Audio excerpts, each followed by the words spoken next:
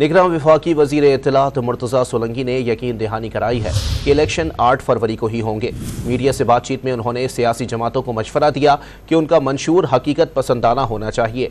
300 unit बिजली मुफ्त और तनख्वाहें दुगनी करने जैसी बातों से गुरेज करना चाहिए। इंतखाबात इंशाअल्लाह जुमेरात 8 फरवरी 2024 होंगे। इसमें किसी को कोई शक व शुबा नहीं होना चाहिए। मंशूर तो मैनिफेस्टोज जो हैं वो तो आ जाते हैं, शायद 3-4 जमातों के आ भी गए हैं, लेकिन वो कितने हकीकत पसंदाना हैं इस पर गुफ्तगू होनी चाहिए।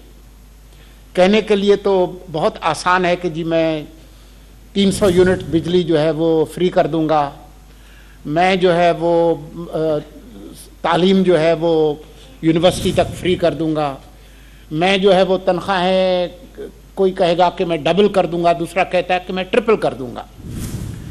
Talk is cheap. तो ये जो चीप टॉक है वो हमारे मसाइल का हल नहीं है।